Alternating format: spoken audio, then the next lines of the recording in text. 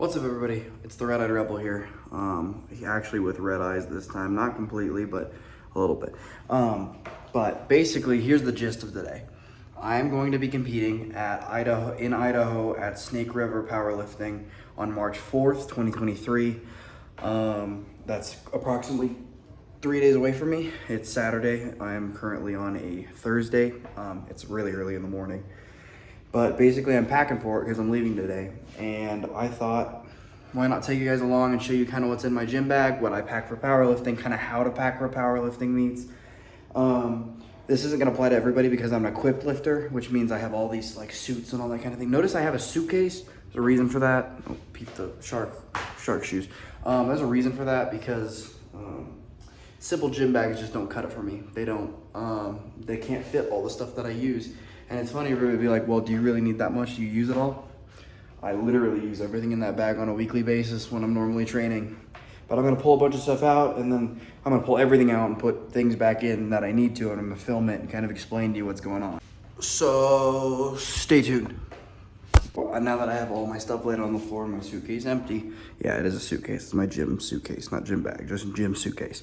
I'm gonna start actually filling it and showing you guys what I'm gonna put in. Like I said, the biggest thing with packing for powerlifting meets, it just depends on what you're doing.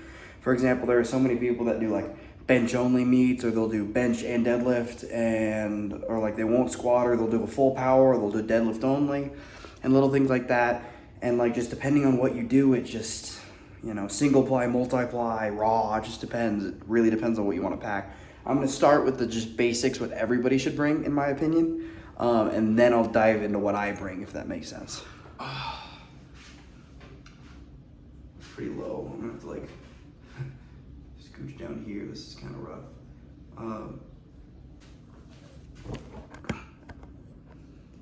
That's probably the best I'm gonna get, honestly. Shift.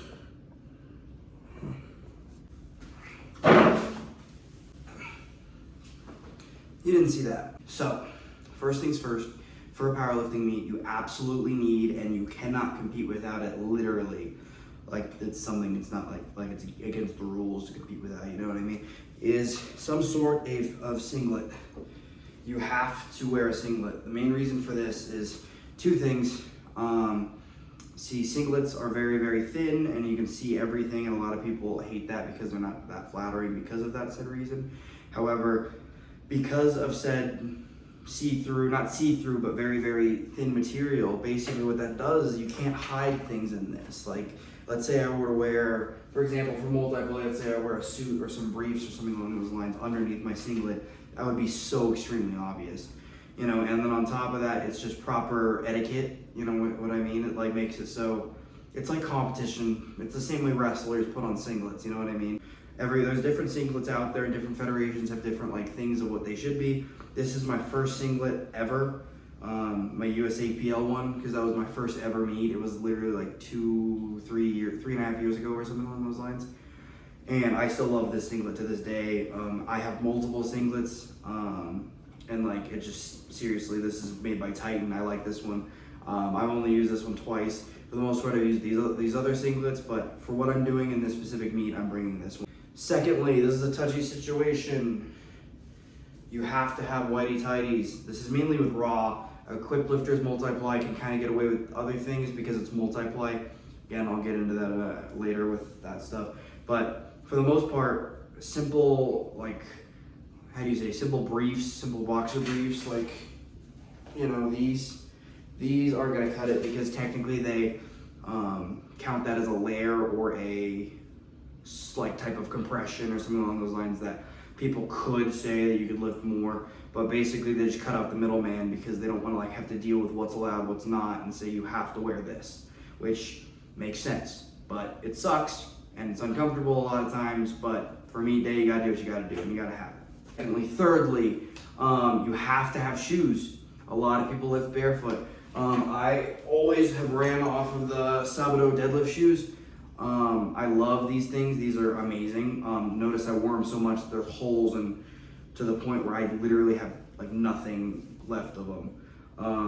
I love them so much. Like, seriously, if Sabado wants to like sponsor me, I'm just gonna put that under the table, or like Maybe it can work somehow. Anyway, these are so good, like guys, I genuinely wish they would because I seriously love these shoes so much. But these are my shoes. You have to wear shoes or some sort of soled shoe. Like for example, you notice people wear slippers. I have a type of slippers. They're not like the nice, the notorious deadlift slippers. They're just simple.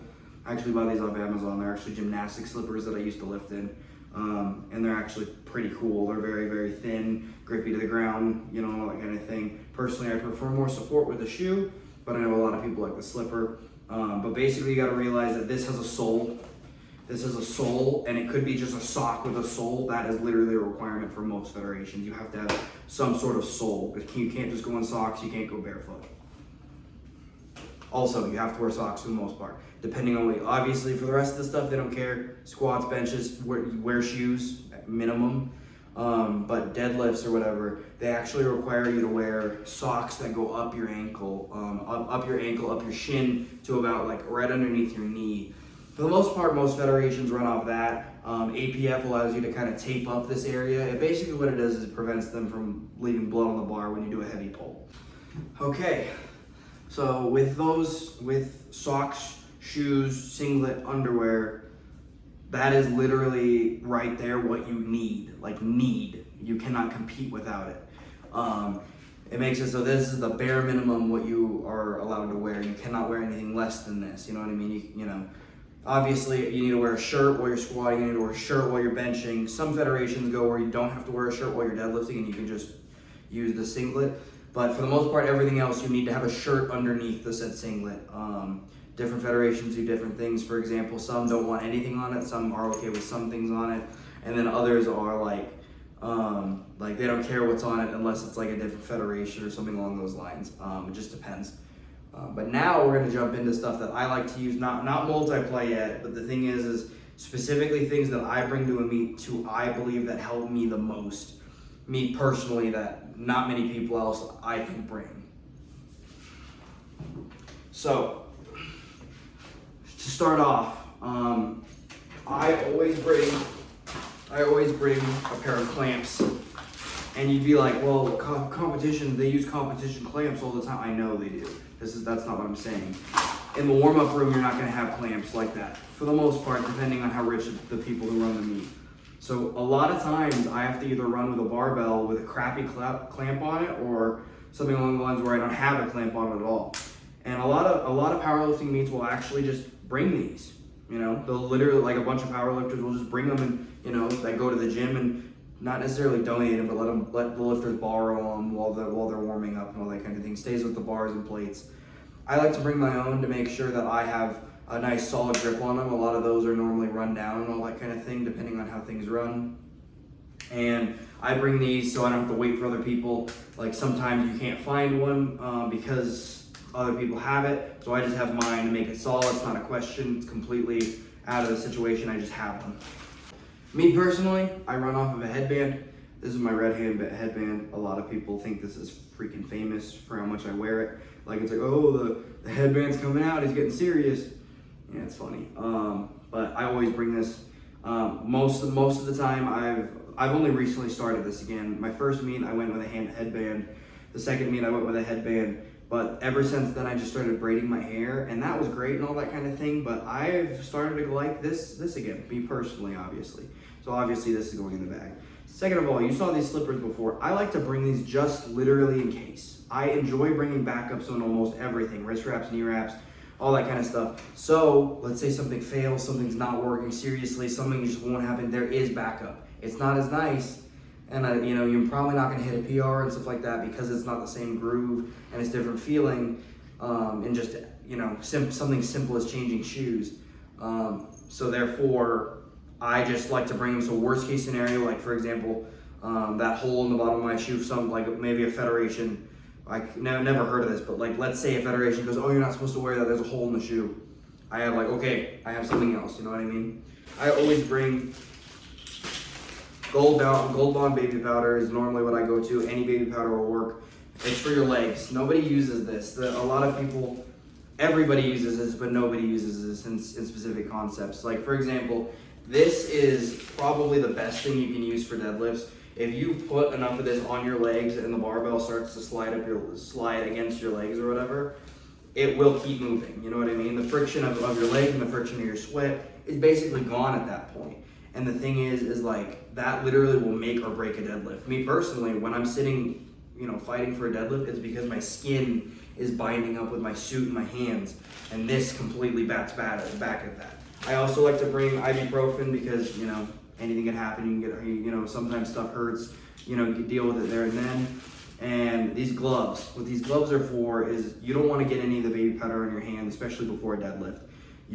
I like to use the gloves I put them on and then start to put the baby powder on my legs and then get everything set up, and then I carefully take them off like almost medical style, so I don't get anything on my hands, and then I wash my hands, chalk them up, and then I'm ready to go. You know what I mean? Lots of baby powder on my legs. I don't have to wait for somebody. It is easier for somebody just to do it.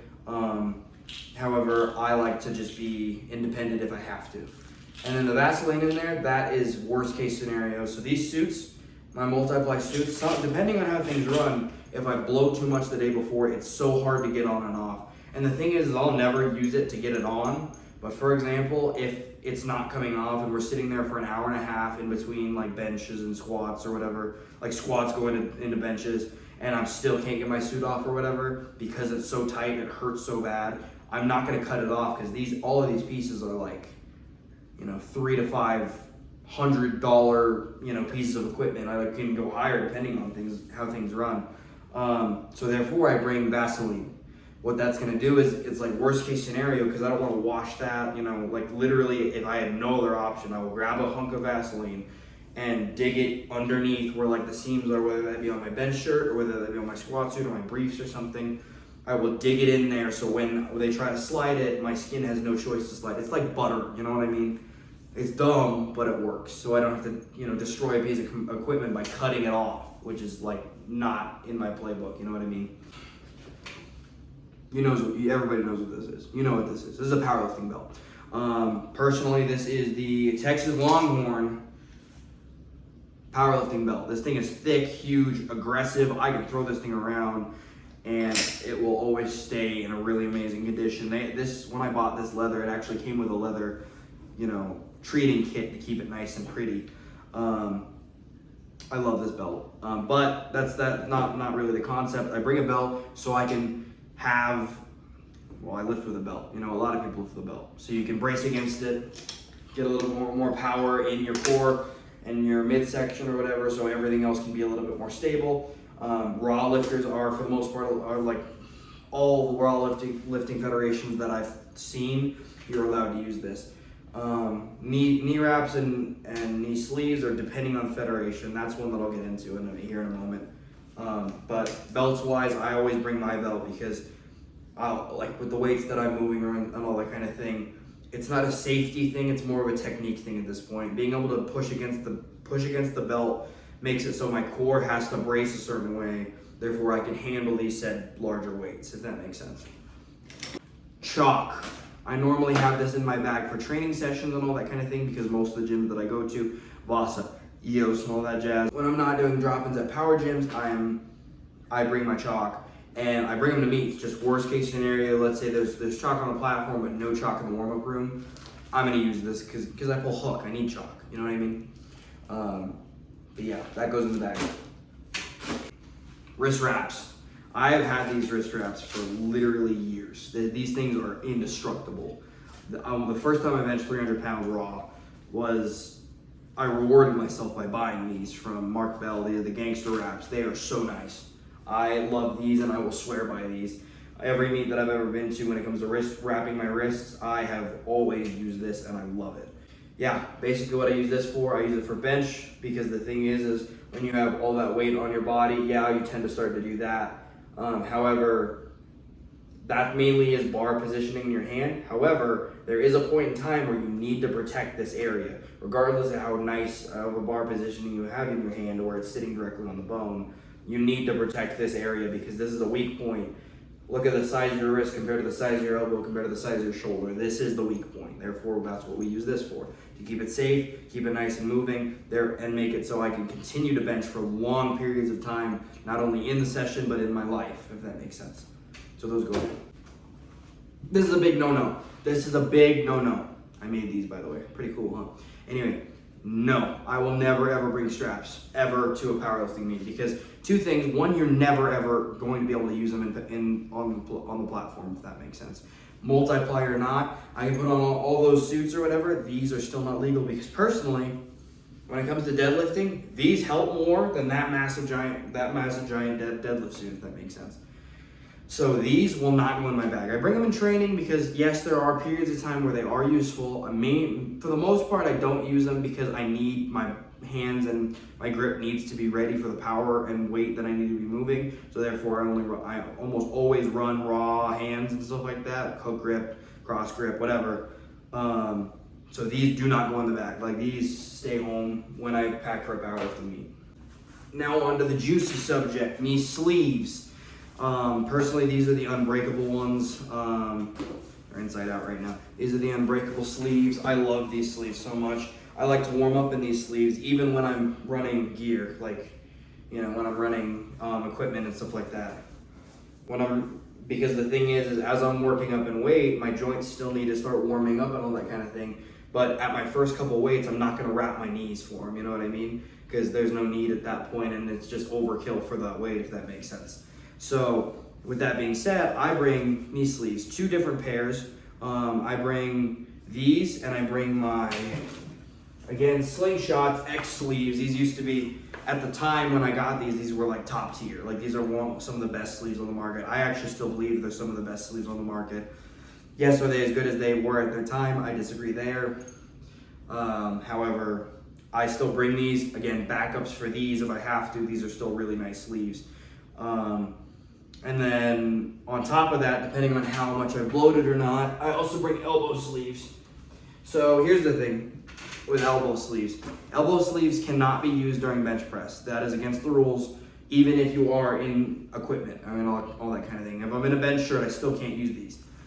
However, put me in front of, let's say I'm warming up in the back or whatever, and my elbows don't feel right, but I'm gonna get into that, I might use this.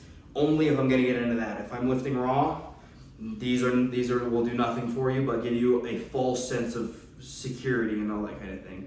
They don't even really put much poundage on the bar. Maybe a couple of pounds here and there due to just tightness here. But seriously, you're better off just running without them if you're going raw, period. However, squats and deadlifts, you are allowed to use these. You are allowed to wear these on squats and deadlifts. A lot of people like to wear them on squats because they have it on their back and it keeps their elbows in a nice position and keeps them nice and warm. Some people love it. Me personally, I feel like it's more constrictive than not, than helping. So therefore, I will put these in my gym bag for my reasoning with the bench stuff.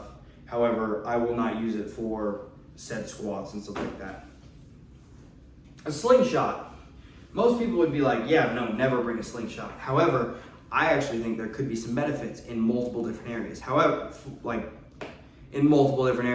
For example, raw lifters. This allows you to handle a slightly heavier weight than you need to, then over your max, over your seconds, over your thirds, attempts wise, because what that'll do is that'll prime your CNS and allow you to handle large amounts of weight. For example, let's say I'll give you an example. I benched 320 at my last meet, right? Let's say I benched 320 at my last meet, and I'm going raw, not in the shirt or anything, and I'm in the back before everything, and I get this thing all set up, and let's say I take 405 for a run. Just one simple rep. Already, that's higher than both my attempts. Yes, this thing, it's a knockoff slingshot, but that's higher than both of my attempts, as in I've never hit 405 raw. In that case, let's say I go for my first attempt. Let's say it's like 315 or something along those lines. And I've already taken 405 in the back. 315 feels like nothing. 320, 325, whatever is your second, is gonna feel like nothing. And then obviously, they're gonna feel heavier as you're working up, you know what I mean, like in a powerlifting meet, because you go heavier and heavier on each attempt normally. But it's never gonna match the strain and heaviness that you brought out. Just taking it, and it allows you to kind of keep some weight off of your shoulders, off of your muscles, and allow you to kind of warm up properly. Obviously, when I use this, if you're just using the weights that you're normally running before lifting, like let's say you're using this to warm up, that's gonna do nothing. That's gonna hurt you because it's not the same thing. Versus, let's say you just take a top set with this and then you walk out there like a heavy warm up. I think that's a great idea. Same concept, bench shirt. Bench shirts take a crazy amount of weight to touch. Therefore, you need to work up slowish. You know, you do what you can to work up in the best way, shape, or form. Sometimes I've used the bench daddy in between the bench daddy or the slingshot in between my raw and my shirted work when that area is where I can't really run the shirt because it's not heavy enough, but I am a little too heavy for raw, you know what I mean? So I'll use this sometimes. It goes in the gym bag. For the most part, this is the raw stuff. So if you have no interest in multi-ply or any single ply or anything along, I don't have single ply stuff, but if you don't have any interest in powerlifting equipment, end the video here. I appreciate you guys for watching. Obviously, I'm going to continue with this stuff. If you want to learn about it, you want to hear about it, you're welcome to. But otherwise, that's raw for you. So we'll get into that here in a moment. So equipment. Equipment has been around for a long time. Excuse me. Equipment has been around for a long time. Therefore, lots of people are very good at it. Me, I'm still very much learning. I'm only about 6-7 months in at the most. So I'm just barely touching my actual like good weights, you know what I mean? So to start off, let's just start from the bottom. For the most part, you obviously need to wear shoes, you need to wear socks. Let's go up to the knees next. The knees, in multiply, while I'm warming up, I said this before, I will normally run sleeves, but as soon as I walk out for my first attempt, and I'll probably even take an attempt before that, like in the warm-up room, I will wrap my knees.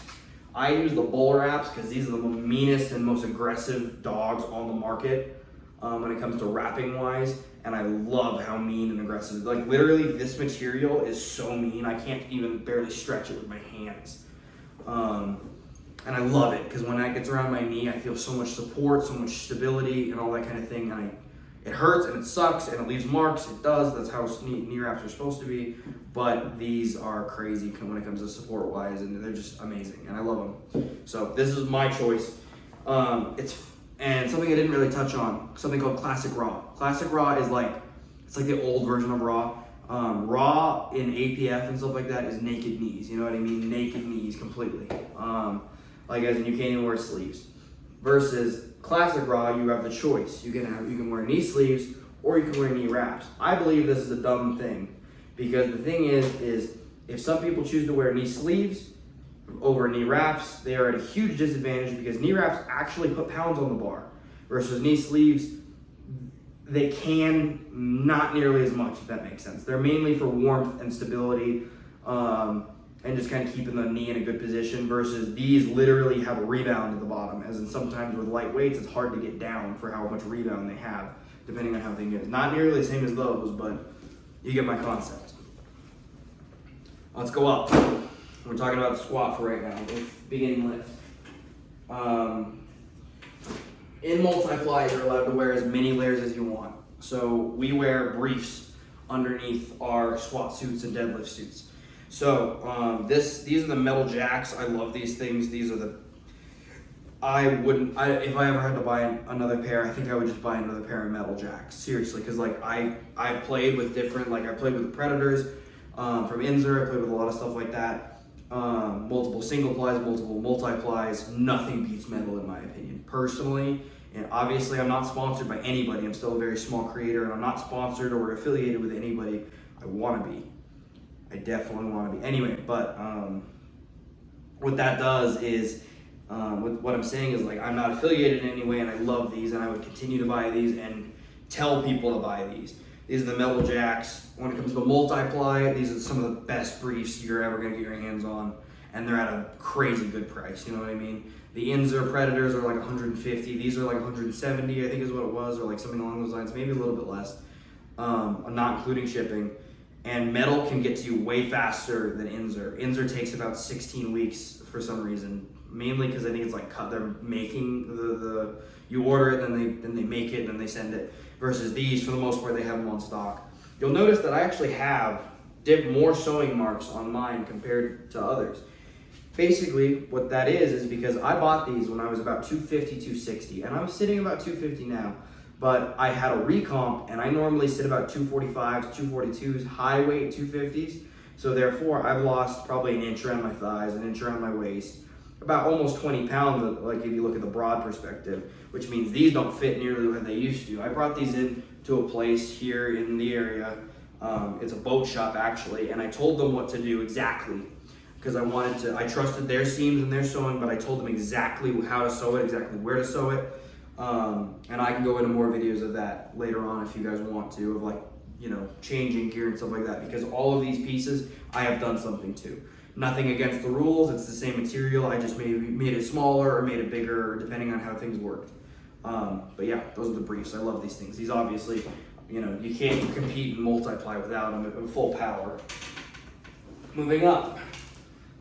This is the breed that everybody sees me wear and everybody talks about. So this is a squat suit. So this goes over top of the briefs, and it has straps. So you can put them around on your top end.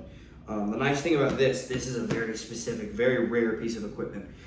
This is a OG Leviathan. The Leviathan is the best squat suit on the market for the most part, other than maybe the Overkills. The Overkills are insane. They're cool. When I've looked into it, these are seriously probably the best squat suits on the market. However, the new versions of the Leviathans have these strings, as you can see. There's the difference though. This is not a new version. This is called an OG Leviathan. This is the original Leviathan. This is made out of thick canvas material. And yes, the Leviathan is made out of, then the new Leviathan is still made out of canvas. It's not as thick, not as mean, not as aggressive, and that's not what I want. I want aggression. I want stuff that's gonna make it very hard for me to move and very aggressive and could push my position to the point where I either hurt myself or something along those lines. However, if you don't, you'll get a lot of pop out of it, you know what I mean? If you can figure out how to work with the suit and not do those said things of eating crap and all that kind of thing and all the bad things, it will help you a lot. Like this is gonna hands down be way more of a top end than the Leviathan itself. Look at Anthony Oliveira, Dave Hoff, Dave Tate at one point. Like all of these guys use the OGs to squat thousands of pounds, and they're insane. And this is the cool thing. Normally OGs aren't made with strings because they're not. They're just normal squat suits. They're closed off and all that kind of thing. I personally put these strings on. I took this to the same person that did my briefs, and I told them exactly, like I said, I had to write down a blueprint to tell them how it worked. They don't do it, they're a boat shop, they don't do this kind of stuff. So I wrote everything down so they could run it, and they did an amazing job. And these seams are aggressive and these seams are amazing. And so I turned an OG into I call it my OG Ultra Pro Leviathan, because it has all of the great things of both squat suits. But I love this thing. Next thing's next. The bench shirt. Everybody hates this thing, everybody loves this thing. I love this thing personally. This is the SDP, Super Duper Phenom. Hands down, probably one of the best shirts on the market. There are a lot of drawbacks with this compared to others, but there are so many pros compared to others as well. I'm not saying that this is the best on the market, because there are so many different shirts made for different people, different things, the different ways people bench. This is more of an easier way. These are very, very nice. They're aggressive. They have a lot of pop out of it. However, they are very nice when it comes to the chest plate wise and working them down to a touch. If you notice, I've had this one tailored too. The sleeves are tailored in, because when I get this thing on my arms, which I can't, I'm a little bloated right now, it actually sits like here when I'm completely all the way in. So I got it worked down so it's like here, but the thing is you need your elbow out for it to be legal. So like I just pull it down and like jack it down before I walk out to the platform. But basically what that does is that gives me the most tricep support, because there's another layer on top of that. If you look on the inside, I had them take in like an inch almost completely all the way down, through the chest plate all the way through there. The chest plate was never like worked on, but it was just simply this seam kept going and they shortened it, so it basically made it a smaller thing. When I originally got this set piece, a 308 guy was getting into it, and I was weighing 260 when I first got it, and it did me some good, it did. However, as I slowly started to lose weight, I got, like, the shirt was already kind of big on me compared to then I lost weight, and then it was huge. It did nothing for me. I could slide it on, touch like anything, a barbell. So I did this, and then the suit was fixed. It was the shirt was fixed. I love this thing, but this thing is cool. It's what I use for bench press or whatever and all that kind of thing. I put that in the gym bag. Hence the reason, do you notice that when I'm just throwing this on here, nothing fits? I have to put this in a certain way for it to fit. And I will after the video and I'll show you guys. But like, hence the reason a normal gym bag does not work for me. Sometimes I bring extra knee wraps just in case people can't handle. Because the thing is those knee wraps may be really, really aggressive. These knee wraps are really, really soft and really pliable and really easy to work with. So the people that are new with wrapping and all that kind of stuff, they can feel a little more comfortable with this because those are really hard to wrap somebody. Last but not least, the deadlift suit. Probably some of the most controversial, other than the bench shirt. It's a step down from the bench shirt, but probably one of the most controversial things in powerlifting because these things are aggressive. They are. And a lot of people think that these, you put them on and you automatically just put on 100 pounds to your lift. Excuse me. Eddie Hall's 501 kilogram, first time, not 501, 500 kilogram was in a deadlift suit. And Thor Bjornsson's 501 was in a deadlift suit. However, in my opinion, and in my experience, the deadlift suit maybe adds 40 pounds onto your like top end max, versus the bench shirt and the squat suit add probably 200 pounds. You can see that this really doesn't do not a lot. It really just doesn't do much. Again, like I said, straps around the bar help way more than this set suit. So therefore, in my opinion, it's way more impressive. The stuff that 500 kilograms, 501 kilograms, Jamal Brown are pulling without a suit, just raw. Like, okay, but still, you see what I'm saying. Anyway, for the most part, like, that's pretty much my gym bag for the most part because my squat suit, my deadlift suit, they act as singlets. As in the only singlet thing that I have to wear on multiply is with my bench shirt. I have to put a singlet up and over, hence the reason I have a singlet. For the most part, I don't need to, because I don't have to wear that when I have a squat suit or a deadlift suit. I'll bring a screwdriver. I'll bring a screwdriver to adjust my belt because sometimes I need to get it bigger or smaller depending on this. And then last but not least, I have something called a bench belt. I bought this thing at Home Depot for like 20 bucks. Basically what it is, it's real thin. Really, the only reason it's there is to hold the bench shirt down. Because when we're setting up for the bench press and we pick our hands up to get set, it slides up. You lose power when it slides up. You keep it nice and low, you have a nice, good amount of power the whole bench shirt that it sits. So this is meant to go around your waist to keep it down when you move this versus like it's sliding, you know what I mean? So I bring this with my bench shirt. It's nice. It's small for a reason because I don't want it to inherit my arch or inherit anything along those lines. It really just is there to hold it down, if that makes sense.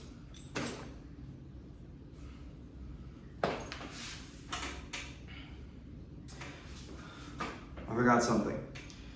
This goes back into what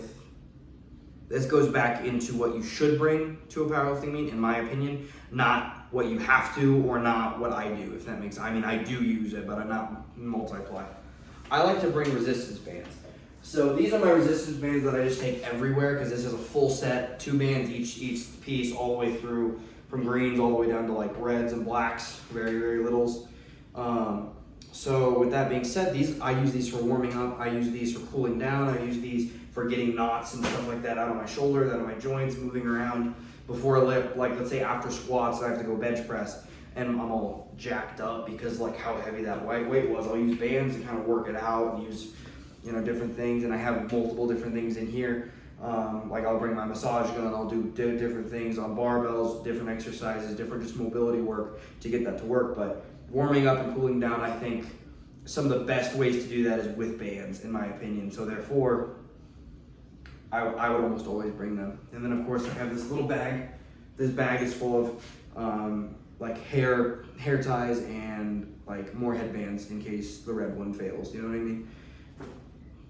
And for the most part, that's literally everything I'm gonna need to compete during the day, if that makes sense. So, with that being said, I am, that's the video right there. That's all of it. And I appreciate you guys for watching, I really do. I'm gonna set the camera up and take everything out and put it back in on a time lapse as like the outro. But For the most part, yeah, like I said, that's it. I appreciate you guys watching and learning with me. I love doing this because I get to learn more and I expand my networks, and therefore I learn more, and then more people learn more, and it just expands completely as a sport as a whole. Multiply, never die. Anyway, Red Eye Rebel out. Like and subscribe if you enjoyed. Peace.